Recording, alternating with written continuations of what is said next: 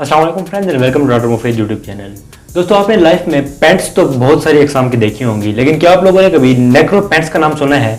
जी हाँ, बिल्कुल नेक्रो पैंट्स। इन पैंट्स के बारे में खास बात यह है कि इनको इंसानी लेदर से बनाया जाता है। जी हाँ, बिल्कुल, इसको इंसान के चमड़े से बनाया जाता है। बनाया क्या जाता है, ये एक्चुअल में होता ही इंसान का चमड़ा है। तो एक्चुअल में आयरलैंड के अंदर कुछ लोग ऐसे मौजूद हैं जो कि जादू वगैरह करते हैं, विच क्राफ्ट करते रहते हैं। तो उन लोगों का ये मानना है कि जिस शख्स के पास भी इस तरह की नेक्रो पैंट्स होंगी, यानी कि इंसानी चमड़े की बनी हुई पैंट्स होंगी, उसके पास बहुत सी दौलत होगी, वो दौलत को अट्रैक्ट करेगा।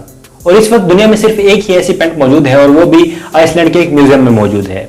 तो दोस्तों, है ना बहुत ही वियर्ड फैक्ट। दोस्तों, इसके अलावा आप में से बहुत से लोग डेजा वू के बारे में तो जानते होंगे, जो एक फीलिंग होती है किसी भी जगह पर जाने के बाद या किसी भी शख्स से मिलने के बाद।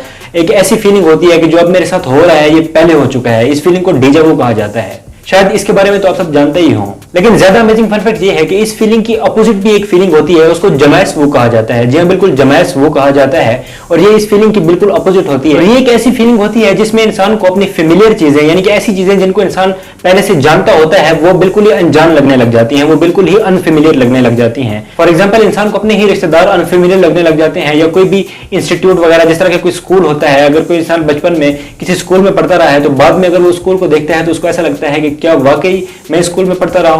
और कभी कभी तो ऐसा भी होता है कि इंसान को अपना ही नाम बहुत ही अजीब सा लगने लग जाता है, अपना नेम बहुत ही अजीब लगने लग जाता है, और वो ये सोचता है कि क्या ये वाकई मेरा नाम है या ये कैसा नाम है।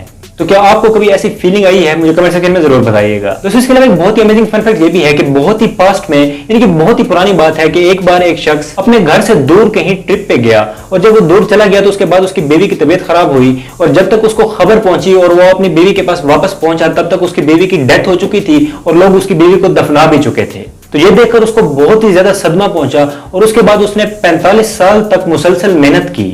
जी हाँ, बिल्कुल, 45 साल मुसलसल मेहनत करने के बाद उसने टेलीग्राम को इन्वेंट किया। जी हाँ, बिल्कुल, ये कहानी है सैमुअल मॉर्स नामी एक शख्स की, जिसने टेलीग्राम को इन्वेंट किया था। और ये सबसे पहला मीन था, सबसे पहला जरिया था एक जगह से दूसरी जगह पैगाम भेजने का। तो उस शख्स ने जो तकलीफ बर्दाश्त की थी, कोई और उस तकलीफ से ना गुजरे, इसलिए उसने टेलीग्राम को इन्वेंट किया, वो भी पूरे 45 साल तक मेहनत करके। दोस्तों, है ना इफेक्ट अमेजिंग। दोस्तों, इसके अलावा इंटरनेट पर एक वेबसाइट है जिसका नाम है ट्रिप एडवाइजर, और ये एक ऐसी वेबसाइट है जिसपे मुख्तलिफ किस्म के होटल्स और रेस्टोरेंट दुनिया भर से अपने एड्स लगाते रहते हैं ताकि ज्यादा लोग इनकी तरफ अट्रैक्ट हों और इनके पास खाना खाने आए। लेकिन इसके बारे में बहुत ही अमेजिंग फन फैक्ट ये है कि एक बार लंदन के एक आदमी ने इस पे फेक प्रोफाइल बना के अपलोड कर दी। जब बिल्कुल उसके पास किसी किस्म का कोई रेस्टोरेंट नहीं था, फिर भी उसने एक फेक प्रोफाइल बनाई और इस पेज पे अपलोड कर दी। तो उस वेबसाइट से एड्रेस लेके लोग उस जगह पर आ गए, जो कि लोकेशन उसने अपने रेस्टोरेंट की उस वेबसाइट पर दी थी, एक्चुअल में वो उसके घर की लोकेशन थी। तो इस तरह से जब बहुत से लोग आ गए तो उसने परेशान होने की बजाय एक और बहुत ही अमेजिंग काम किया, और वो काम ये किया कि उसने अपने घर के गैराज को ही एक रेस्टोरेंट की तरह शो कर दिया, और फौरन ही फ्रेश खाने अपने घर में बना के वो लोगों को सर्व करता रहा। और इस तरह से उस एक दिन के लिए उसका जो वो रेस्टोरेंट था वो लंदन का नंबर 1 रेस्टोरेंट बना रहा। तो दोस्तों, है ना इफेक्ट अमेजिंग। दोस्तों, इसके अलावा आप लोग जानते हैं कि 2004 में स्लैमर वायरस नामी एक वायरस दुनिया के बहुत से कंप्यूटर्स में फैल गया था।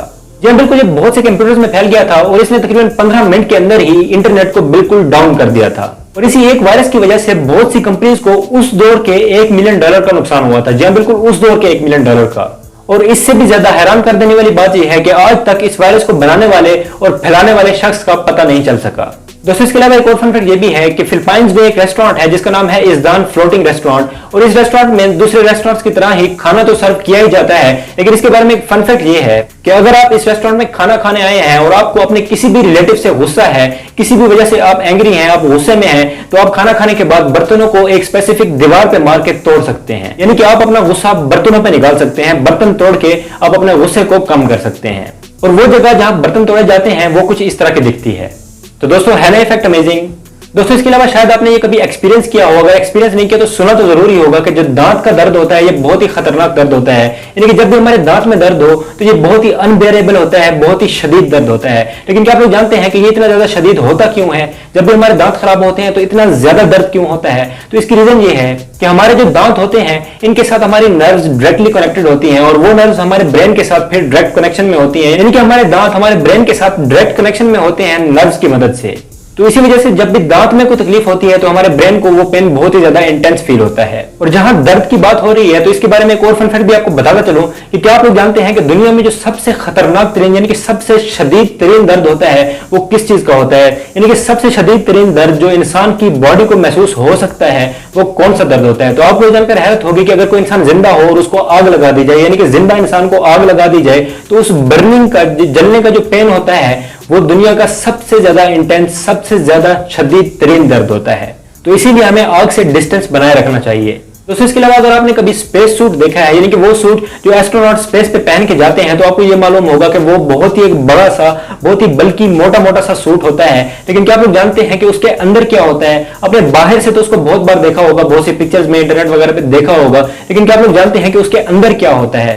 तो आपको ये जानकर हैरत होगी कि वो अंदर से कुछ इस तरह का दिखता है। जी हाँ बिल्कुल, ये अंदर से भी बहुत ही खुला होता है और इसके अंदर बहुत सी वाटर सप्लाई और ऑक्सीजन सप्लाई वगैरह भी बहुत ही अच्छे तरीके से फिट की गई होती हैं।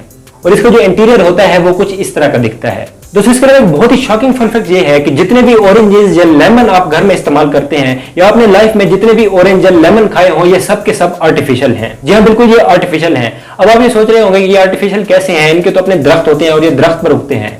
तो इन फ्रूट्स के बारे में अमेजिंग बात यह है कि ये फ्रूट्स शुरू से ही दुनिया में नहीं पाए जाते थे, बल्कि कई हजार साल पहले, कुछ 7000 साल पहले कुछ साइंटिस्ट ने इनको बनाया था। जी हाँ बिल्कुल, साइंटिस्ट ने जेनेटिक इंजीनियरिंग के जरिए दो फ्रूट्स को मिला के ऑरेंज को बनाया था। जी हाँ बिल्कुल, आजकल जो हम ऑरेंज खाते हैं एक्चुअल में इसको पेमेलो और मैंड्राइन नामक फ्रूट्स को मिला के, यानी कि उनके बीज को मिला के फिर इसका दरख्त उगाया गया था और फिर इसको पूरी दुनिया में फैला दिया गया था। और इसके अलावा अगर लेमन की बात कर ली जाए तो ऑरेंज बनने के बाद लेमन को ऑरेंज से और सिट्रन नामी एक फ्रूट को मिला के फिर बनाया गया था।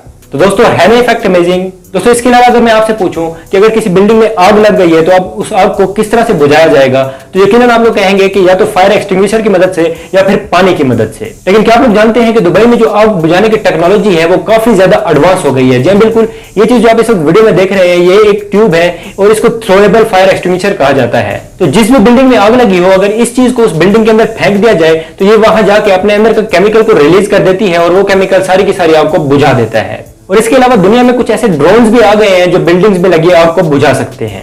तो दोस्तों क्या आप इस टेक्नोलॉजी के बारे में पहले से जानते थे? मुझे कमेंट सेक्शन में जरूर बताइएगा। तो आज के लिए बस इतना ही। मुझे उम्मीद है कि आपको आज की वीडियो पसंद आई होगी। अगर आपको वीडियो पसंद आई हो तो वीडियो को लाइक कीजिएगा, दोस्तों के साथ शेयर कीजिएगा और मुझे कमेंट सेक्शन में जरूर बताइएगा कि आपको कौन सा फन फैक्ट सबसे ज्यादा अमेजिंग लगा। अपना बहुत सा ख्याल रखिएगा। मैं मिलूंगा आपसे एक नेक्स्ट वीडियो में एक नेक्स्ट टॉपिक के साथ। तब तक के लिए मुझे दीजिए इजाजत। अल्लाह हाफिज।